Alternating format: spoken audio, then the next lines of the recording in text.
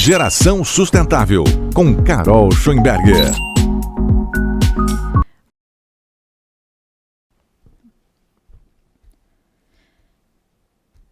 Sustentabilidade é proteger o que já existe de bom, o nosso planeta.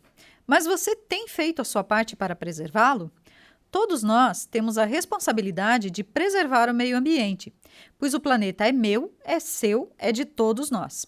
E o que você tem feito para protegê-lo? É justamente para lembrar que é papel de todo mundo preservar o meio ambiente que está no ar mais um episódio do podcast Geração Sustentável. Eu sou a Carol Schoenberger e aqui discuto sobre temas importantes ligados à sustentabilidade, para trazer mais consciência e sensibilização ambiental a todos os que nos ouvem, pois somente juntos podemos tornar o planeta um lugar melhor. Hoje nós vamos falar um pouquinho sobre o ESG, sobre relatórios e práticas de sustentabilidade que as empresas precisam apresentar por aí. E quem está com a gente neste episódio para falar sobre isso é um time de feras no assunto. São professores da Universidade Tecnológica Federal do Paraná que desenvolvem um trabalho muito interessante para a comunidade em geral. Nós vamos conversar com o professor Antônio Carlos de Francisco, que é doutor em Engenharia de Produção, mestre em Tecnologia, que atuou como professor titular do ensino básico, técnico e tecnológico da UTF-PR.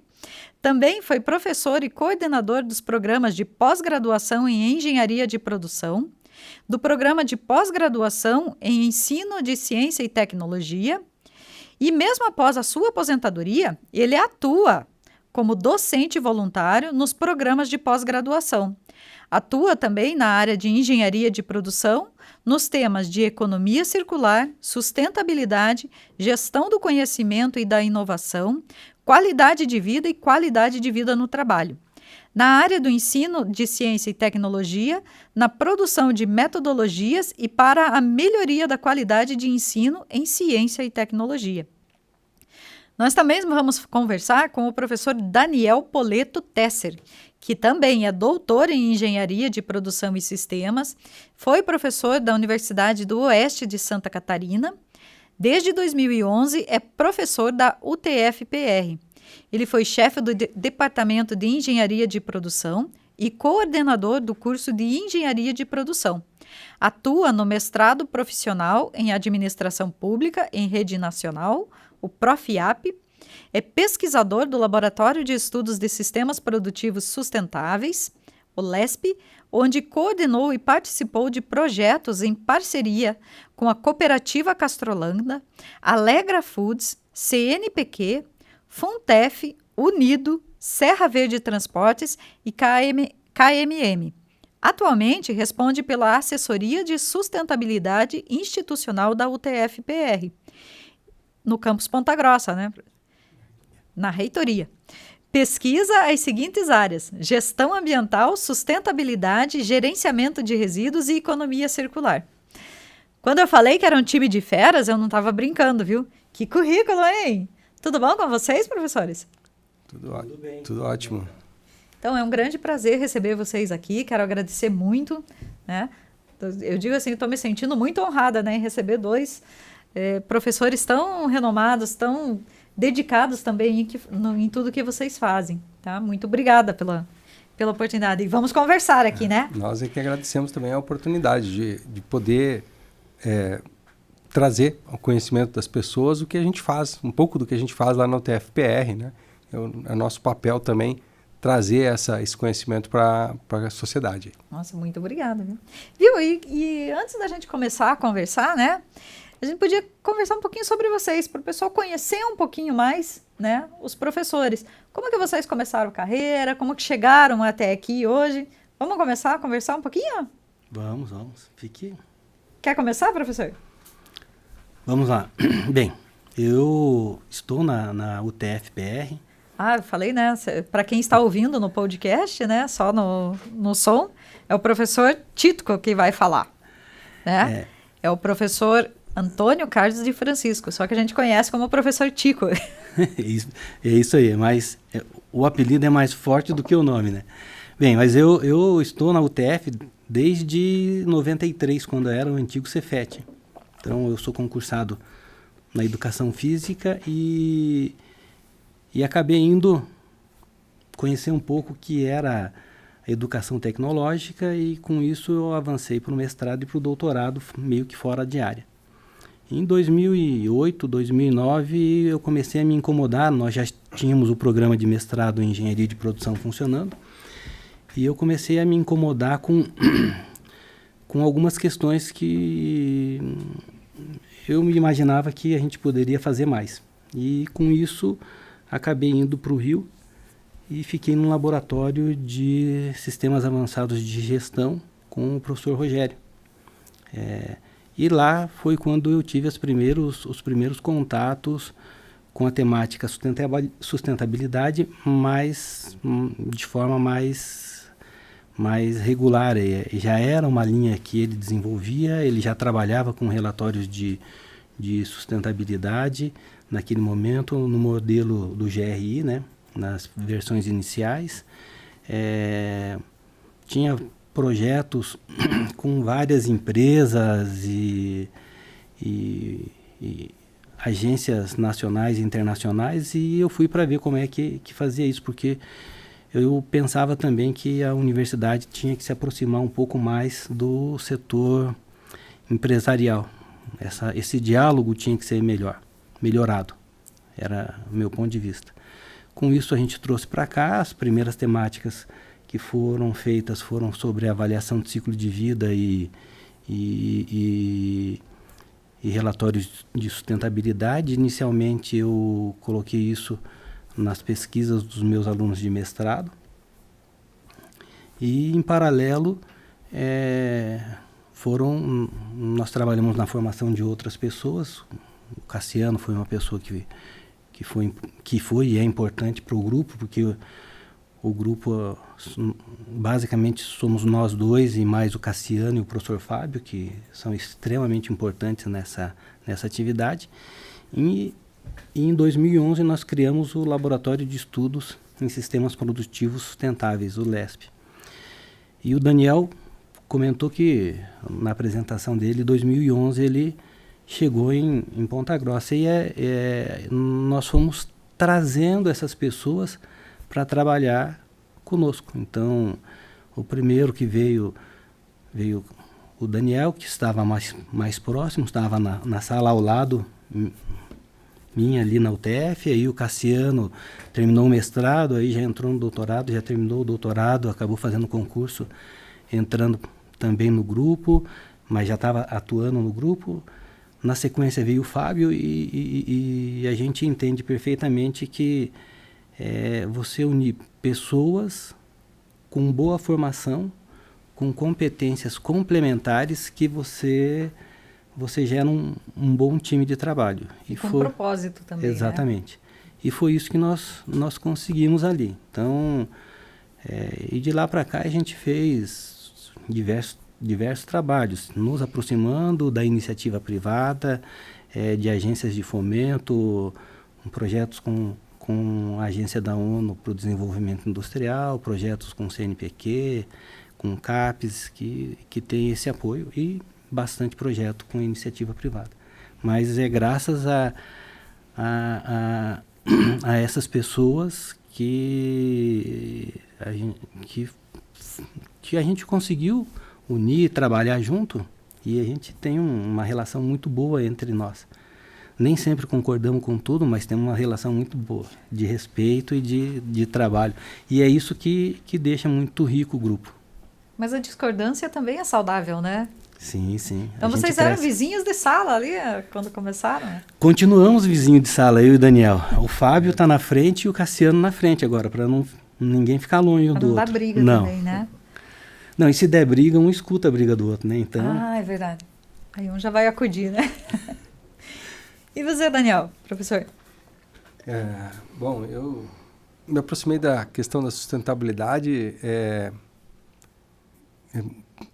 enquanto eu estava ainda na Universidade do Oeste de Santa Catarina, né? Na UNOESC, uma universidade no interior do estado de Santa Catarina. Eu tenho uma formação em agronomia, mas logo que eu acabei a graduação, acabei indo fazer um mestrado na área de economia, né? E aí, durante o período de trabalho nessa universidade, acabou surgindo a oportunidade, eu fui atrás do doutorado em engenharia de produção, mas já com viés para a área de sustentabilidade, né?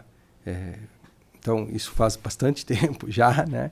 Mas, ao voltar para a universidade, eu comecei a ministrar as primeiras disciplinas da área de gestão ambiental que foram colocadas nos cursos. E isso lá se vão uns 18, 20 anos, né? Então, essa temática que hoje está muito popular, a gente ouve essa palavra sendo usada a todo momento, sustentabilidade, mas para quem como diz o professor Tico, assim, jovem há mais tempo, Boa. né? Percebe que nem sempre foi assim, né? Essa preocupação. E também consegue perceber que há um crescente, né? Há uma tendência de aumento dessa temática. E foi assim, eu, em função do doutorado, comecei a trabalhar com essa área, e aí surgiu a oportunidade, um concurso aqui na UTF-PR, no campus Ponta Grossa, justamente para uma vaga para trabalhar a questão de gestão ambiental. E aí eu fiz o concurso, fui aprovado, e aí vim me integrando, né? No começo, atuando aí mais na área acadêmica, né? Com chefia de departamento, coordenação de curso, mas desde o começo tinha... uma das coisas que atraiu bastante, e eu acho que é um elemento muito forte do nosso grupo, é isso que o professor Tico comentou, que é a ideia de que nós estamos dentro de uma universidade tecnológica. Não por ser uma universidade tecnológica só, eu acho que toda universidade tem um pouco esse papel, mas especialmente por ser uma universidade tecnológica, a gente tem que estar oferecendo soluções para a sociedade, para o setor produtivo.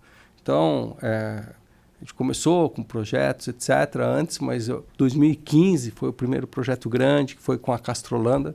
Foi justamente um projeto que a gente o Brasil, naquela época, 2014, 2015, estava crescendo bastante, e aí o crescimento estava assim, dando na iminência assim, de, nós não vamos ter energia para sustentar esse crescimento. Então, justamente, esse foi um estudo que foi feito em parceria com o Sebrae e outros pesquisadores, mas para analisar a questão de energias renováveis na região, né, para Castrolanda. E aí a gente começou a entrar com um enfoque maior, né, nessas áreas, questão de biodigestores, energia solar, alternativas, e aí uma coisa foi puxando a outra e foi andando, né? E nessa época se falava muito, né, na questão da biodigestão mesmo, então foi um projeto muito grande, né, trabalhado na Castrolanda. Né? E essa questão da biodigestão ainda é assim uma área que eu vejo que o Brasil tem um potencial gigantesco, né, e que nós ainda aproveitamos muito pouco. Na verdade, agora, assim, né, desses últimos 5, 6 anos é que a gente tem tecnologia mesmo de ponta para utilizar isso de uma maneira bem mais, vamos dizer assim, industrial, profissional, né? Biodigestão, durante muito tempo, foi visto como uma espécie de tratamento de efluente, né? Um jeito de tratar lá os resíduos da criação ou qualquer outra biomassa desse tipo. Mas, a partir desse momento, começa a ter uma evolução da tecnologia e hoje isso é um processo produtivo, é um negócio, é uma unidade de negócio dentro de uma empresa, por exemplo. Mas teve que ter o primeiro passo, né? Sim. Não tem o primeiro passo, isso não vai, né? Mas que joia, viu? Como a gente diz, a gente vê que como eu tinha falado, né? É uma questão de propósito, né? Uma dedicação de vida, né? Essa questão. Vamos fazer os estudos, vamos fazer os trabalhos com os próprios alunos ali também, né? E a gente buscar soluções, assim como você tinha falado, né, professor? Mas a gente vai conversar um pouquinho sobre o ISG, né? Vai. Mas só para complementar o que o Daniel estava comentando ali, nesse aspecto de bioenergia, através de biomassa, biodigestão, vale ressaltar que o Brasil está à frente de diversos países, porque a matriz que nós usamos para gerar biogás, bioenergia, é decorrente de resíduos de agroindústria diferentemente de alguns outros países que utilizam até silagem, que são ou milho, ou que são utilizados que poderiam ser utilizados pelo ser humano como fonte de alimento, ou mesmo por animais, e como fonte de alimento, e eles utilizam para a geração de biogás. No caso do Brasil, nós só utilizamos resíduos. Você veja, né? Isso é uma informação que eu não conhecia em relação a isso. Inclusive que usavam silagens em outros países, Sim. né? Veja o quanto o Brasil tem potencial, né? Complementando um pouquinho, né, a gente tem muita vantagem, né? Uma temática que está muito forte agora nessa questão de sustentabilidade é toda essa questão do carbono, né? Está muito forte, agora estão regulamentando aí, né? A gente vê notícias de regulamentação de mercado de carbono. A gente tem um potencial gigantesco de criar uma vantagem competitiva para as empresas do país, para o país, em função desse tipo de situação, por uma série de motivos. Um deles é essa questão da matriz energética que o professor estava falando, que o Tico estava comentando, porque a nossa matriz energética, ela é, se não a mais limpa, uma das mais limpas do mundo. Entre os G20, ela é estourado. Assim. Nós temos pouco menos de 50% da matriz energética brasileira, ou seja, de toda a energia consumida no país, é renovável. E para outros países, os países que estão bem aí não chegam a 20%. Então, a gente tem se a gente souber aproveitar um potencial de alavancar essa questão da sustentabilidade muito forte, né? Se a gente andar com o nosso carro a álcool, aqui o carro flex, que a maioria das pessoas tem, só usar álcool ali no posto, você já está emitindo menos carbono do que o cidadão que anda com um carro elétrico na Europa, né, nos Estados Unidos, pela diferença das fontes utilizadas na geração de energia. Na produção também, né? É uma diferença muito grande, né? E no descarte, né? No fim de vida. Fim de vida também, né? Às vezes o pessoal fica pensando só na questão do uso, né? Mas também o descarte, o final ali, é uma questão extremamente importante, né? O carro elétrico vai ter uma problemática muito maior, né? No descarte dele, né? Principalmente pela questão das baterias e tudo mais, né? É uma tendência, né? E bem grande, né, professor? Mas vamos voltar no ISG? Vamos. Senão, como a gente diz aqui, né? São dois professores. A gente estava até conversando um pouquinho antes de começar o episódio, aqui a gravação do episódio, né? São dois professores. Se a gente deixar, eles não vão parar de falar, né? Então a gente vai ter que dar uma linha, né, professor? Agora vamos falar disso, né? Então, a gente tinha até conversado, né? Falar um pouquinho sobre essa questão do ISG, né? Sobre os próprios relatórios de sustentabilidade, esta ligação. E uma questão importante até que o Daniel falou para a gente, é essa questão da universidade e dela ter um acesso também, né, com a comunidade em si, porque apesar dela ser um ambiente acadêmico, de estudo, de desenvolvimento, né, de estudos, de tecnologias, é necessário ter o acesso com a comunidade também, né? Se não tiver esse acesso, é muito difícil de você conseguir desenvolver e desenvolver mais coisas além disso, né? E eles possuem muita necessidade nisso, né? O mercado em si. Mas vamos começar, professor? Vamos. Pelo ISG? E como que vocês chegaram nesses projetos de vocês, na questão das práticas sustentáveis e tudo mais? Práticas de sustentabilidade, né? Bom, então, como eu comentei antes, Caroline, a gente começou com esse projeto, nosso projeto maior, esse foi aquele na largada, né, que é um marco inicial, foi esse projeto com a Castrolano na área de energias renováveis. Mas uma coisa foi puxando a outra. Entrou essa questão de biodigestores, a gente começou a fazer outros estudos na área de biodigestores e surgiu a oportunidade de a gente fazer o relatório de sustentabilidade para a Alegra, né, que foi os primeiros relatórios de sustentabilidade que a gente elaborou no modelo do GRI, né? GRI é uma iniciativa global que padroniza alguns elementos relacionados à elaboração de relatório de sustentabilidade. Você vai fazer um relatório de sustentabilidade, você vai contar para a comunidade quais são as suas práticas de sustentabilidade. Mas você não pode ir lá simplesmente falar o que você quer. Quer dizer, você até pode, mas daí não vai ser no padrão GRI. Né?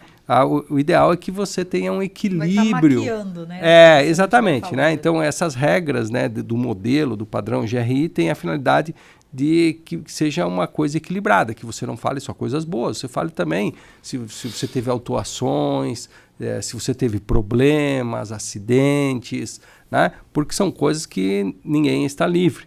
Né? Mas aí você tem que comentar, não, poxa, teve essas situações negativas, mas o que está sendo feito para evitar que isso se repita, para corrigir todas as questões? Então existe todo um roteiro, né, de informações que devem ser apresentadas em relatórios de sustentabilidade nesse padrão. E aí que a gente começou trabalhando, né, a gente fez o professor Tico já tinha participado do relatório de sustentabilidade da Olimpíada e da Paralimpíada. Todos os grandes eventos organizados pelo Comitê Olímpico Internacional, eles obrigatoriamente têm que ter o relatório de sustentabilidade. O modelo o país escolhe. A maior parte dos relatórios foram feitos no modelo GRI. O modelo GRI da Global Reporting Initiative, que o Daniel comenta, é o mais utilizado hoje, assim, no mundo. Ele é muito claro as formas de trabalho. E para aquela situação, queria-se 4 relatórios, um ano antes da Olimpíada, outro no ano da Olimpíada, o outro um ano depois e o outro 3 anos depois, no ano anterior à próxima Olimpíada. O que eles querem saber é o legado que aquele grande evento deixou ali e qual o impacto que ele gerou, ou negativo ou positivo. Então eu participei da elaboração do relatório inicial, e junto com o pessoal do SAGE, que eu comentei no início, né, na apresentação, e o Rogério era o coordenador geral desse trabalho. Então eu cuidei dessa parte mais social. E aí a gente trouxe para cá os relatórios e com isso a gente percebeu que existem espaços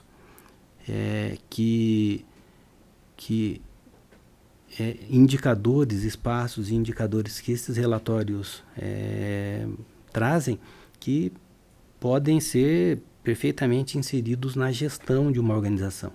Até a própria GRI comenta hoje que, olha, se você vai fazer um relatório de sustentabilidade e não utiliza os dados para você estruturar ou auxiliar seu planejamento estratégico, não faça, porque você vai gastar esforço, energia e não vai agregar valor a essa informação. Seria naquela coisa de eu fiz só para deixar ali bonitinho e depois, quando precisar fazer de novo, a gente revê. É exatamente isso que não é para ser feito. Exatamente, entendeu? né? Exato. Porque então, isso aí não é só um investimento, um dinheiro jogado fora, né?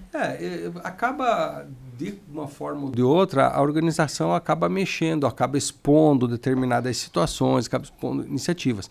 Mas, como eu costumo falar, né, olha, se a organização considera que a questão ambiental, vamos pegar que sustentabilidade é mais que a questão ambiental, mas vamos pegar a questão ambiental, que a questão ambiental é uma questão relevante para o seu negócio, para o seu empreendimento, né? Por N questões, seja relacionado a questões referentes a matérias-primas, a fornecedores, a clientes, a imagem da empresa, a elementos estratégicos, né, ao posicionamento que a empresa assume frente à sociedade. Enfim, se ela considera que o meio ambiente é relevante, então ela precisa gerenciar essa relação. Né? Ela não pode deixar sem gerenciar. Né? Assim como você considera fornecedores, é importante. Então eu tenho lá um setor lá de compras, de fornecimento. Eu tenho o RH, é importante, ele precisa estar capacitado, motivado, precisa estar bem treinado, tudo. Então eu tenho um setor que vai tratar de pessoas. É a mesma coisa com a área ambiental. Ele precisa ter pode não ser um setor, pode estar na cultura organizacional, pode estar diluído isso, né? Não precisa ser um quadradinho específico do organograma, né? Apesar que muitas vezes isso ajuda, mas não vai ser esse quadradinho sozinho que vai fazer essa questão, por ela ser transversal na organização. Mas a organização precisa gerenciar essa relação, ela precisa assumir. Porque se ela escolhe simplesmente ir levando, né, meio no deixa a vida me levar, a vida leva eu, né, ser mais reativa em relação a isso, então essas questões de sustentabilidade, tá bom, a empresa vai fazendo conforme vai apertando, né, o sapato, mas isso não é gerenciar efetivamente pensando em competir no mercado, em ser competitivo. E a questão ambiental, conforme a gente falou aí, ela está vindo cada vez mais restritiva, cada vez com mais regulamentação, cada vez com mais possibilidades, problemas e oportunidades também para que as empresas se posicionem e efetivamente se coloquem de uma maneira competitiva frente a essas condições. Que elas reajam, né? Que elas reajam, que elas sejam relatórios, né? Que elas sejam proativas, né? E não fiquem ali só fazendo o relatório, né? O relatório ele é importante, mas ele precisa ser internalizado, né? Eu acho que o relatório é mais importante, inclusive, sim, para saber os pontos positivos, mas para ver quais são os pontos negativos e no que precisa ser melhorado, né? E que no próximo ano ou próximo relatório diga que, olha, aqueles pontos negativos foram resolvidos, né? Sim. Não é só deixar no papel, né? Não, não é só deixar no papel. E ele tem espaço para diversas informações. Inclusive, você pega diversos relatórios de sustentabilidade aí que as organizações estabelecem. Olha, até 2030 nós vamos zerar o carbono nesse segmento. Entendeu? Então, você pode comunicar à sociedade o que você pretende fazer através dos relatórios. E conforme o tempo, conforme você vai alcançando essas metas, você pode também nos relatórios, então planejei 2030, mas antes eu conseguir alcançar aquela meta, você vai comunicando. Uma outra situação que é extremamente importante para os relatórios é que você observa que ele é uma possibilidade, e talvez seja por isso que algumas organizações façam, que ele é uma possibilidade de abrir porta para novos negócios. Então, quando você pensa em um mercado internacional onde a exigência às vezes é maior, então isso facilita.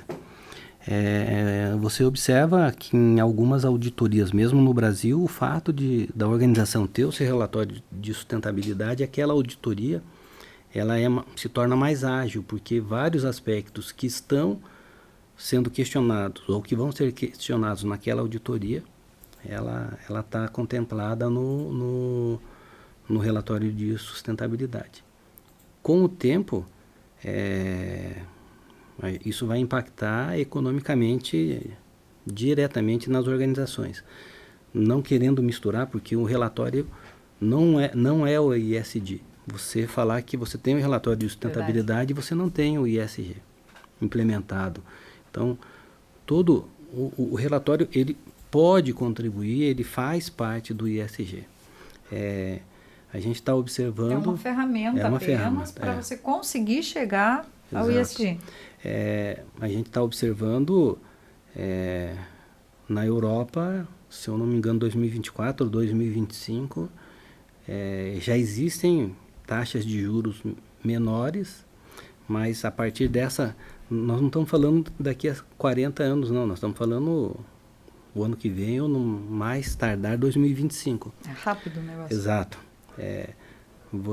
A empresa que não tiver o seu, não o relatório de sustentabilidade, o seu ESG organizado, estruturado, com todas as metas e tudo mais, ele vai ter dificuldade de ter uma taxa de juro relativamente decente para você negociar, certo?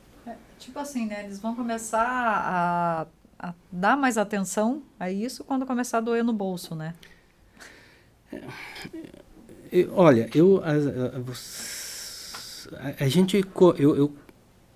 na década de 80, quando começou o movimento de qualidade no Brasil, Então aquilo ficou... Hoje as organizações não se mantêm se você não tiver um mínimo de qualidade em alguma coisa. Eu acredito que a questão de sustentabilidade vai ser incorporado nas organizações ao longo do tempo e você vai ter que ter essa afinidade. Quer dizer, se você não comprovar, assim como você tem que comprovar a qualidade, se você não comprovar ações reais, eficazes, sustentáveis, efetivamente sustentáveis, você vai ter dificuldade de se manter no mercado. Não dá, esses dias eu estava vendo uma reportagem onde você tem um número de mais de 50% de CEOs ainda fazem greenwashing nos seus relatórios, no seu ISD. Então, é uma coisa que... Infelizmente é uma prática, né? Vai ter que comum, mudar. Não é difícil de você achar, né? Eu acho que isso é também um pouquinho da questão de que falta um pouquinho do entendimento, né, da relevância disso enquanto um elemento estratégico de competição, né? Quem está mais adiantado nisso, por exemplo, tem mudado a perspectiva na forma de agir. Então, você não vê mais empresas assim com visão assim, né, destaca assim com ser a melhor empresa da região, a melhor empresa do país ou coisas que eu valha. Não. É a melhor empresa para a região, a melhor empresa para o país.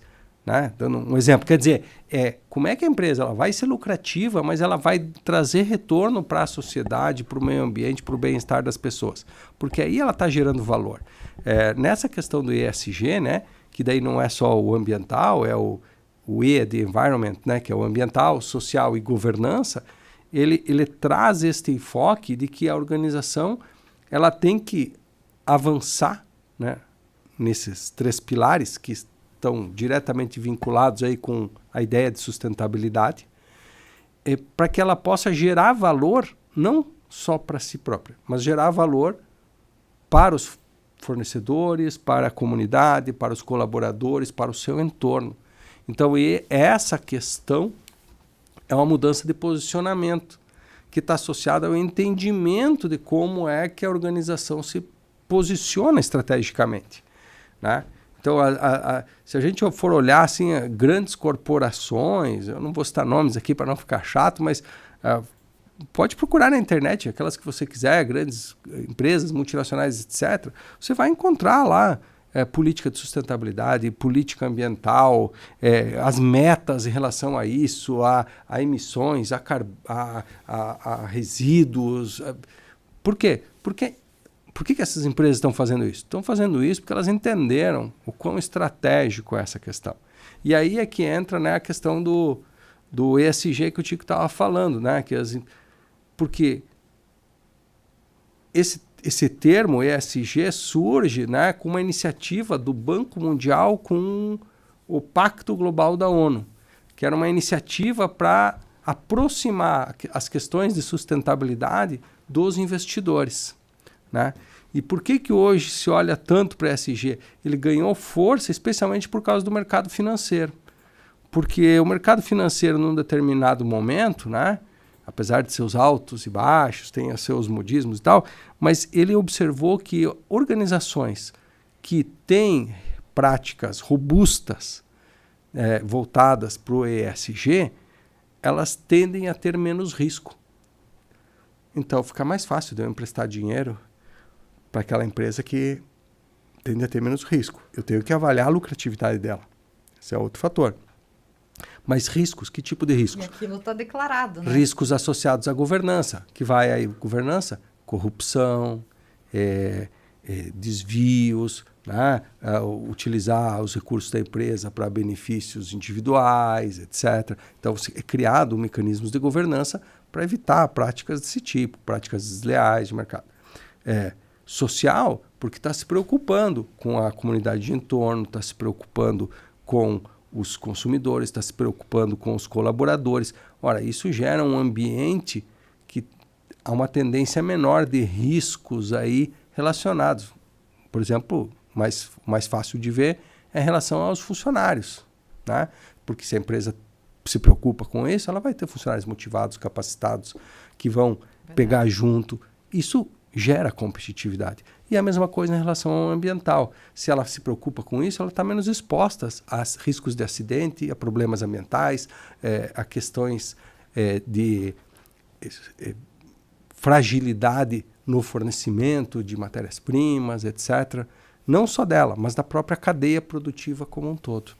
E é interessante pra caramba, né, isso. E me conte uma coisa, ele não é, o relatório em si, ele não é obrigatório, né, não está ali determinado em lei, né? Como eu disse, é uma questão de propósito da empresa, né? Ela opta dessa maneira para que ela tenha uma melhor visibilidade.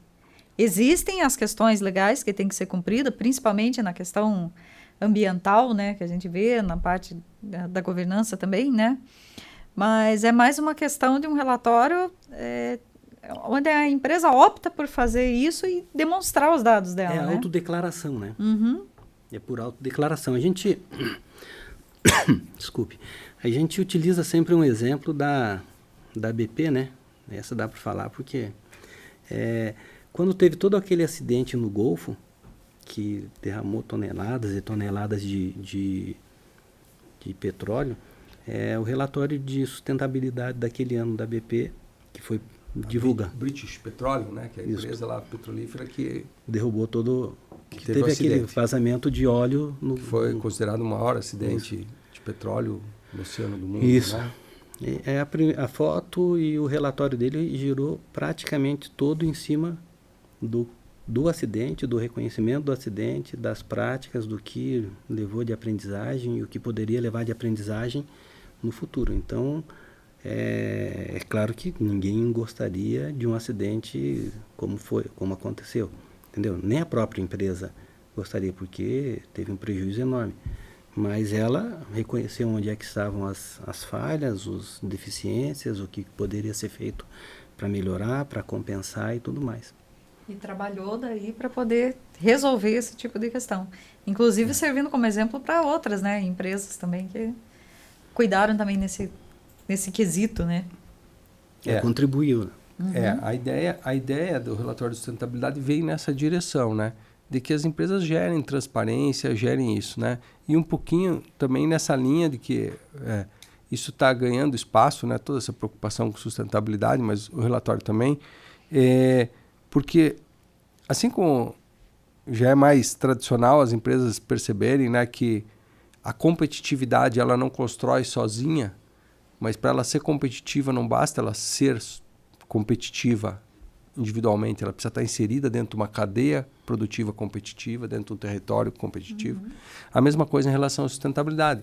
E sustentabilidade cada vez mais faz parte dessa questão da competitividade, né? Então eu não consigo ser sustentável sozinho, né? Se você pegar outras ferramentas de gestão ambiental, elas vão avançar nessa questão de você olhar a cadeia produtiva toda, olhar o ciclo de vida completo, né? Até mesmo algumas das nossas legislações já vêm com aquelas compulsórias, né, que você não tem, por exemplo, relacionada a resíduos, algumas questões que entram aí, você tem que trabalhar com a cadeia produtiva, sozinho não funciona. E o relatório de sustentabilidade, ele também ajuda na divulgação nesse sentido, né? Porque a partir do momento que uma organização começa a trabalhar essa questão de divulgação, há uma tendência, né? Um dos passos que ela tem que fazer é identificar quem são os seus públicos de interesse, né? Tem uma expressão em inglês que se refere a isso, que é o stakeholder, né? Então, ao identificar os stakeholders, ela tem que perguntar para esses stakeholders o que eles acham que é relevante em termos de sustentabilidade na organização. Então, quer dizer, não é só o que a organização acha que é importante em termos de sustentabilidade para ela ser sustentável, mas o que é que os públicos de interesse que estão olhando de fora para dentro consideram relevante, né? Os fornecedores, os clientes, a comunidade externa, os órgãos, os bancos, seguradora, não sei. A organização vai definir quem são os públicos de interesse dela, né? Mas tem esse olhar de fora para dentro e, ao mesmo tempo, tem a devolutiva de dentro para fora, né? Você começa a provocar, então, essa é uma mudança de mentalidade. Mudança geral. É aquela situação que cai por terra a ideia do lucro a qualquer custo, né? Agora você tem que ter um propósito em relação a isso. Principalmente porque essa nova geração aí de consumo está com os olhos muito, né, voltados para essa questão, né, da sustentabilidade e tudo mais. Olha, o chamado cancelamento de algumas empresas, né, de alguns fornecedores de produtos. Olha, esse aqui não está cumprindo com o que eu quero, não está cumprindo com o meu propósito. Aí não vai adiantar o lucro somente, né? Olhar somente para a questão do lucro, né? O que o Daniel estava comentando ali só é importante porque ele ajuda, tudo isso que o Daniel comentou, ele ajuda a construir a matriz de materialidade da organização. Quer dizer, quais são os temas materiais, quais são os temas mais relevantes para aquela organização. Isso ajuda a organização, contribui para a organização para que ela consiga fazer uma gestão melhor atendendo a esses temas centrais. Quer dizer, ela tem que gastar mais tempo com o que é relevante para ela do que ficar gastando tempo de uma maneira dispersa, assim, né? Então ajuda a organização a focar. Ora, isso está diretamente vinculado com a questão estratégica, né? Volta aí com a questão da gestão. E aí volta com a questão que a própria GR diz, olha, não faça um relatório se não vai utilizar na estratégia da organização. Me permita só, porque só para as pessoas dá a impressão que essa conversa ela serve só para grandes empresas, né? Uhum. Isso não é uma realidade. Eu acabei não colocando na apresentação a minha sociedade com a Mush. A Mush é uma startup que tá incubada na UTF e ela tem um viés de sustentabilidade muito forte. A gente trabalha só com resíduo da agroindústria.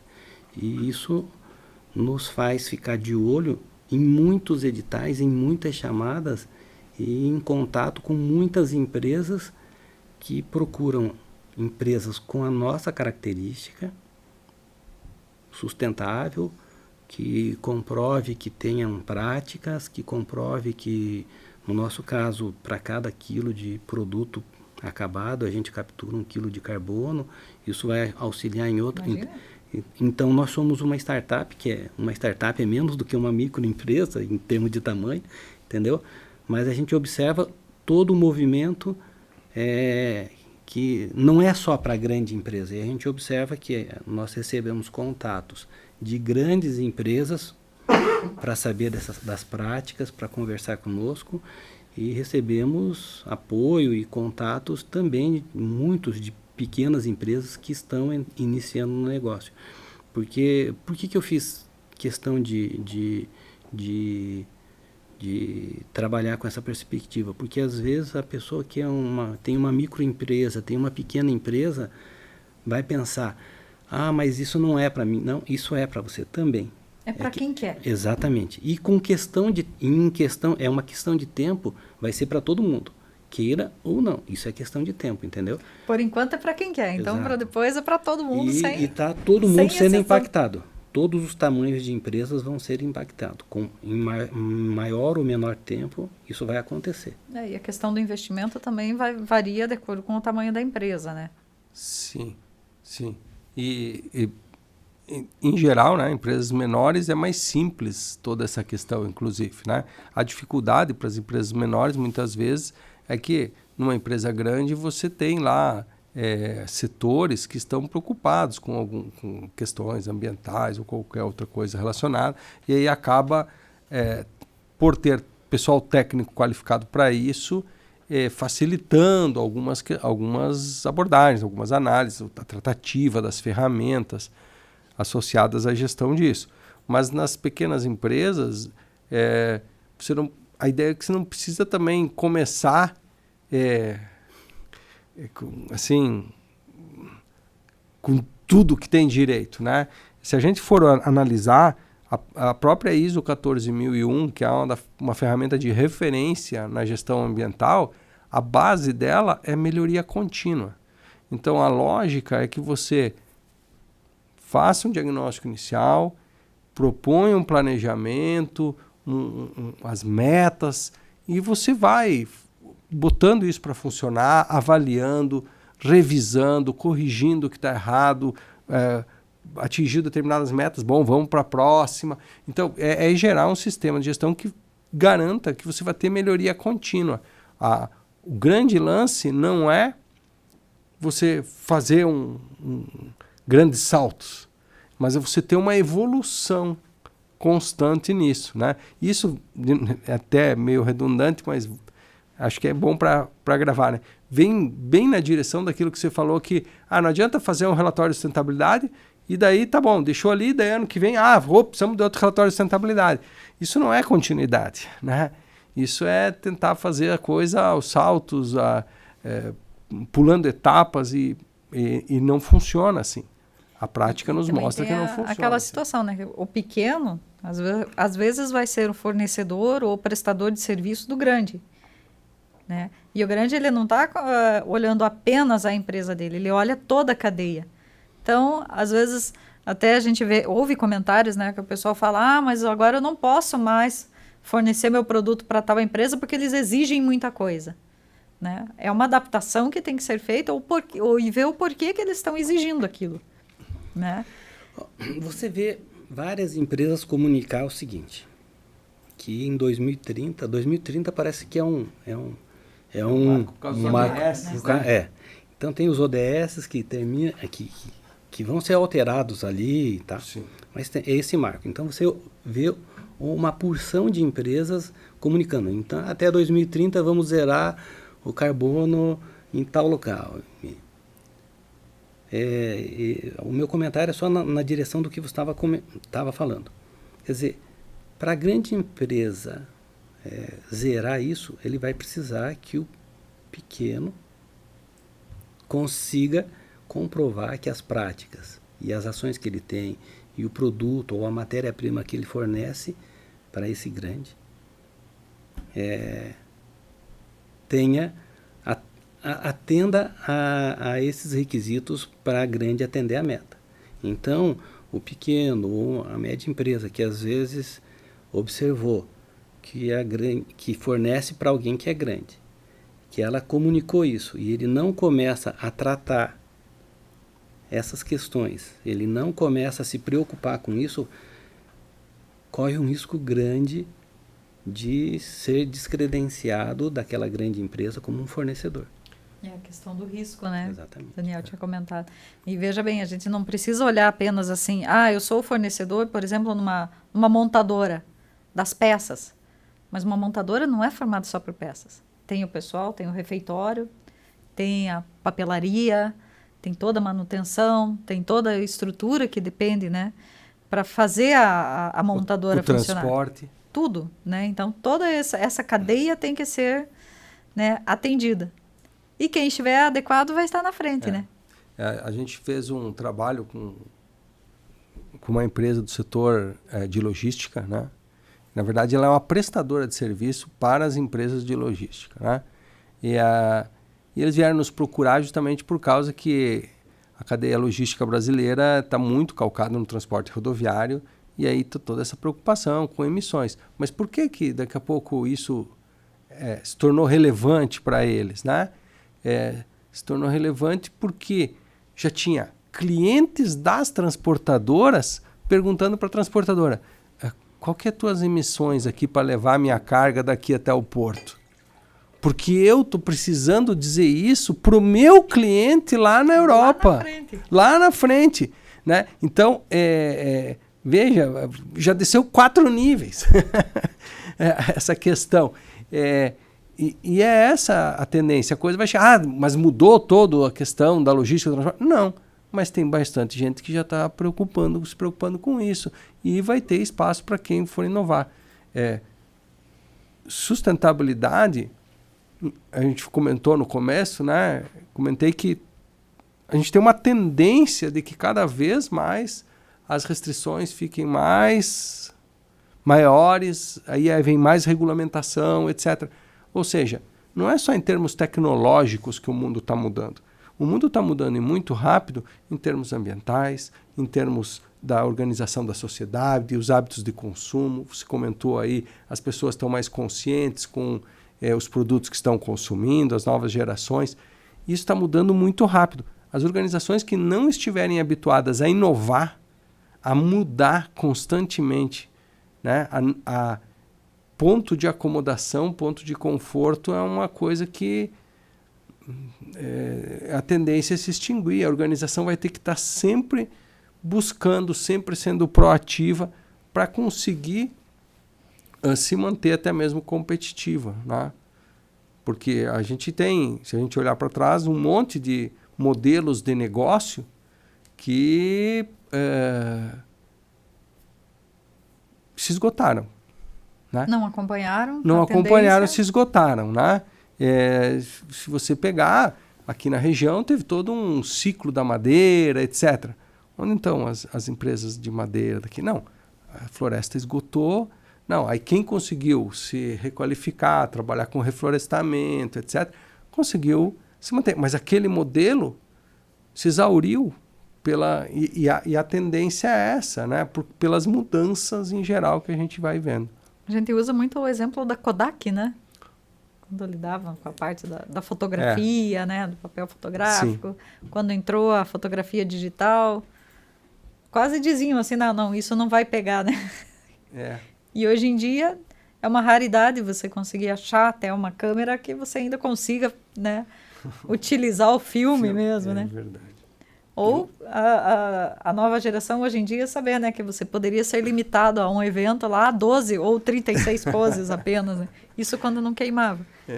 Só para você ver o que o Daniel deu exemplo de madeira, né? Esses dias a gente estava numa reunião com a Mush, com uma grande empresa. E para trabalhar com uma prova de conceito. E quando nós só trabalhamos com resíduo, com a serragem. A pergunta foi: de onde vocês pegam a serragem? A serragem, resíduo. Essa madeira que está lá, que virou serragem, esse resíduo. Que já era resíduo de uma outra Ela produção. tem certificação? Para uma startup. Exatamente. Então, quando eu comentei, olha, isso vai chegar, é espaço para todo mundo, eu até tinha esquecido, quando você falou, lembrei aqui, falei assim, isso foi, quer dizer, a serragem que nós pegamos, que já é resíduo, eles querem saber se a madeira que foi cortada e que produziu aquele resíduo tem certificação. Nossa. Veja como é que é, né? Entendeu? Para a gente encerrar, vocês tinham comentado sobre o EPD, né? Eu não vou falar em inglês, deixa isso para o professor Daniel falando, né? A primeira declaração ambiental de produto, né, professor? Isso, em inglês, EPD é Environmental Product Declaration, né? Que é, traduzindo, a declaração ambiental de produto. É uma sigla que não é muito comum, né? Mas que é uma metodologia, na verdade, é uma certificação, tá? Ambiental, e ela é com base na metodologia de avaliação de ciclo de vida.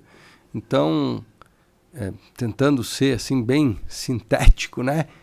Você vai pegar desde a extração da matéria-prima para produzir o produto, a extração da matéria-prima da natureza, as modificações que foram geradas no solo, o desmatamento para plantar lá o milho, a soja, para que seja a matéria-prima. O químico do plantio, se foi usado. Do adubo, toda a cadeia produtiva, a produção, aí o encaminhamento para o consumidor, como é que o consumidor consumiu isso e descartou. E como descartou? Quanto foi para reciclagem, quanto foi para aterro, quanto foi para o lixão. E aí você vai calcular o impacto ambiental disso tudo. Então, passando pelo tempo de armazenamento, né? Sim. Porque, por exemplo, se você pegar... a gente fez...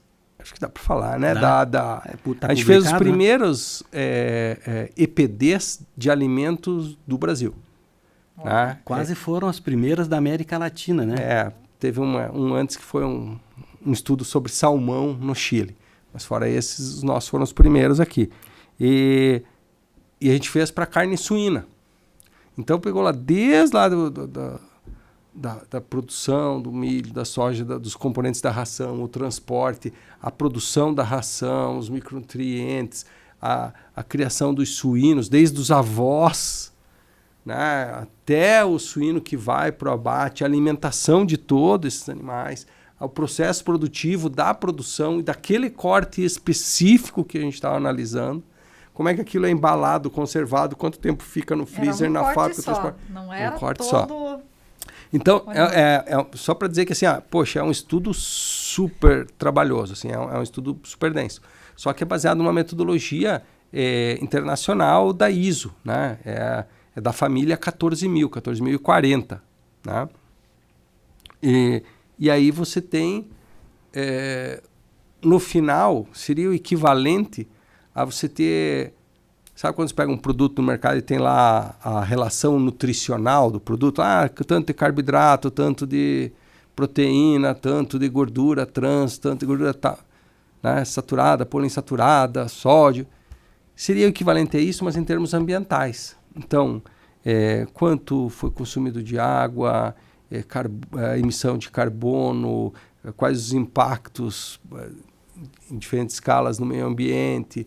Então, você vai ter isso por produto, né? Então, é um selo que te dá isso. No Brasil, esse tipo de informação, nós somos os primeiros, então, tem alguma coisa na construção civil. Né? Por quê?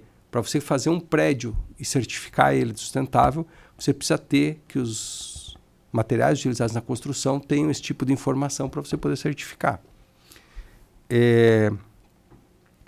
Nos alimentos, nós não temos tradição disso, né? Não é... Com o nosso consumidor não tem muito isso.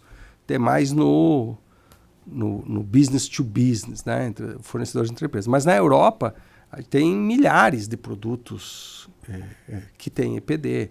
Isso é normal. Você tem produtos de diferentes marcas, do mesmo setor, leite, lá. E você começa... E você tem que ver isso, né? Ele, normalmente no rótulo tem alguma menção a isso. E aí você vai num site onde tem essas informações todas, tá? Mas o que eu tô... Qual é que é a grande graça do EPD, né? A mesma coisa. Tá bom, você tem naquele momento qual que é o impacto que aquele produto causa. Mas isso é bom. Isso é tipo o relatório de sustentabilidade. Mas a grande questão é a empresa olhar para aquilo e dizer, bom, ela tem um retrato de toda a cadeia produtiva. Onde é que está o problema? Onde é que eu estou emitindo mais? Onde é que eu estou causando mais impacto no meio ambiente? Poxa, é nessa etapa da cadeia de produção? Então é lá que eu tenho que focar, é lá que eu tenho que melhorar. Né? Então, e vocês demonstram o caminho, né? É possível ter isso. Né? Por exemplo, na carne suína, fica muito evidente que é a alimentação. Não é a produção do suíno, não é o processo industrial, não é a distribuição, né? Até o gás, quanto daquele corte lá, o cara vai cozinhar, vai fritar, vai fazer assado na churrasqueira, vai consumir de carvão. Tudo isso a gente calcula, né? É bem complexo, tem programas, tudo para isso, né?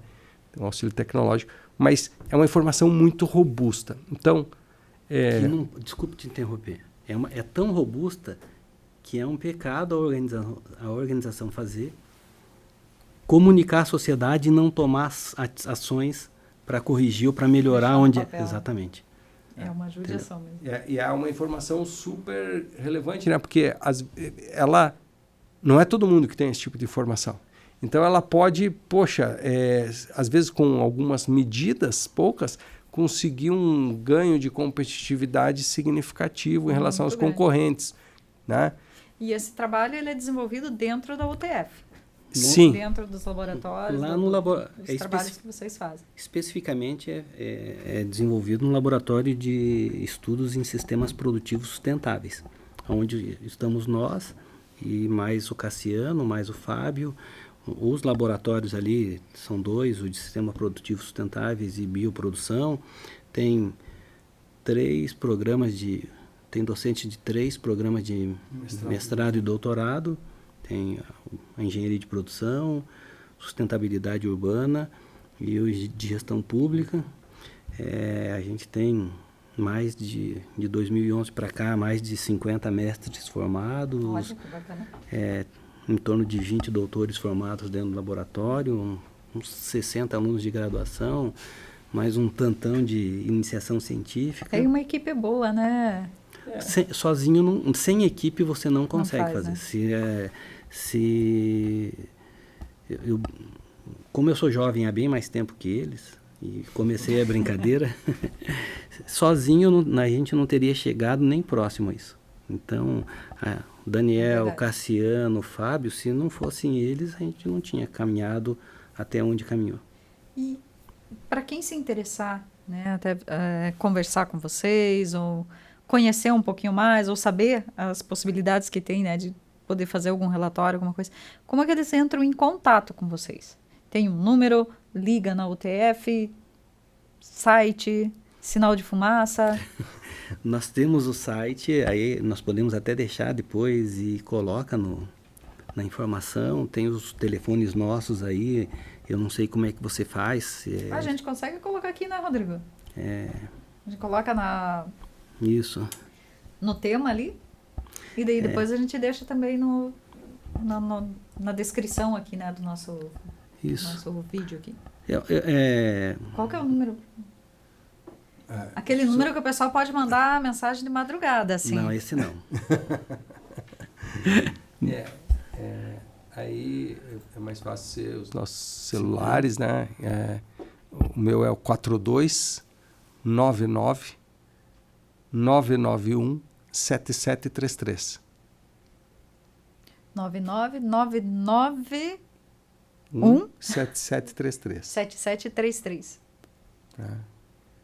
Então, só se identificar, se tiver, né, algum interesse, alguma informação, e a gente encaminha. Mas o LESP tem um endereço de e-mail, tem também o Instagram agora, né? Tem Instagram, tem o LinkedIn. É pelo LESP daí? É. Como que é o Instagram, o LinkedIn é? @LESP? A gente acessa tanto A pelo gente acessa automático direto, que né? eu Daí a não- gente judia deles. É que nem lembrar de número de telefone, né? Hoje em dia você lembra 2 ou 3, porque a maior parte E olha lá ainda, né? tá tudo na memória, né? Não tem como, né? Mudaram-se. Vamos passar o site lá. Vamos por ordem. lesp.pg .utfpr LESP.pg LESP .utfpr .edu.br. .edu.br. É bastante. É que o site ele tá junto com a UTF, né? A gente usa ali. E se não tiver, depois vocês passam, a gente coloca aqui na... Se quiser colocar meu telefone também, fica à vontade, entendeu? Fique tranquilo. E a gente tem interesse... E sabe o telefone de qual, professor? O meu sei, Lembra? ainda. Então passe pra gente aqui, daí a gente já deixa e depois a gente passa o Insta. É importante porque desde no começo da nossa conversa a gente sempre teve a preocupação de trazer empresas para mais próximo. A gente quer ter esse trabalho, porque isso impacta na formação do aluno, na melhoria das nossas aulas, tanto na graduação quanto na pós-graduação. Essa aproximação nossa com a empresa, nós melhoramos sensivelmente a qualidade das nossas aulas, porque nós conseguimos vivenciar na prática o que a gente... É verdade. E aí nós saímos do discurso e colocamos a mão na massa. Então, ajuda na formação, na melhoria do nosso trabalho, na formação dos alunos, na aproximação da universidade com o segmento empresarial, entendeu? Bem, é uma via onde todo mundo ganha. Tudo de bom. 42 9121 7795. Conseguiu achar? É que eu tinha esquecido que tinha colocado aqui no modo avião pro celular. Então, é LESP. É arroba, né? @lesp. Daí agora Perdi. eu tenho anotado LESP_UTFPR-PG. Então é esse mesmo. lesp_UTFPR.pg. Não tem ponto. UTFPR-PG. RPG, E a gente deixa o Rodrigo bem doido aqui.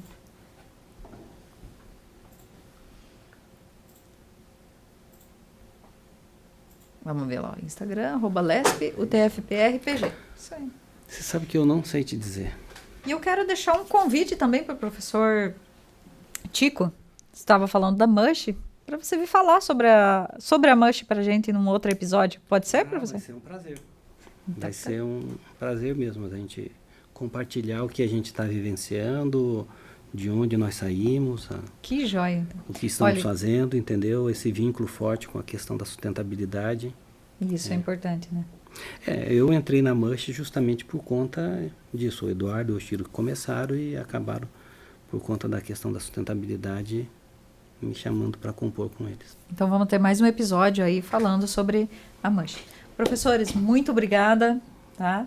Eu digo assim, é sempre enriquecedora, né? A conversa assim com pessoas de tão alto gabarito, né? Eu falei no começo já do episódio, antes até da gente entrar no ar, né? Que eu estou muito feliz, muito grata pela presença de vocês. Viu? Muito obrigada e vamos conversando mais para frente também, né? Tá bom. Nós é que agradecemos também, né, Caroline, pela oportunidade, né? Esse tema é um tema que a gente adora, então, e ele é multifacetado, né?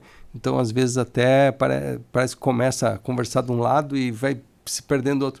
É porque realmente é difícil, salvo você tenha assim, um objetivo muito específico para tratar, vão surgindo temáticas vinculadas aí que são que se correlacionam, né, a esse assunto. Então a gente adora isso, a gente falaria aqui. Não, a gente passaria horas falando, né? Passaria horas. A noite toda, né? Infelizmente, então agradecemos, tem que cortar, né? Porque senão...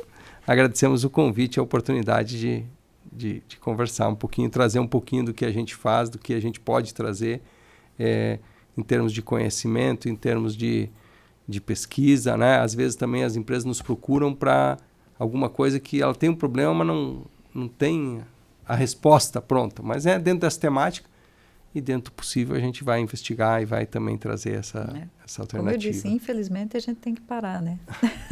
Pois olha, sabe que 2 professores falando e mais uma advogada e a gente ia passar... A conversa vai longe, né? Vai. Então, muito obrigada para vocês. E esperamos estar junto aí numa próxima, hein? Nós é que agradecemos e, sobretudo, a possibilidade de divulgar o trabalho que nós fazemos na UTF, né, Daniel?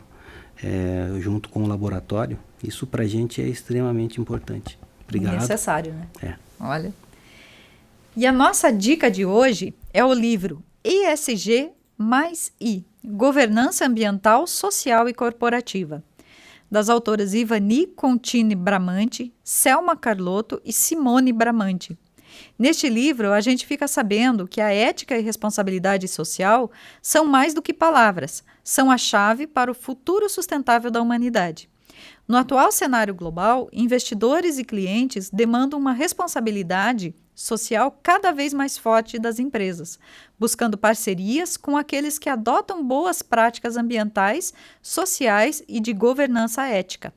Esta obra enfatiza a importância das boas práticas corporativas, incluindo desde o respeito aos direitos humanos no ambiente de trabalho até a preservação do planeta. Vale muito a pena a leitura.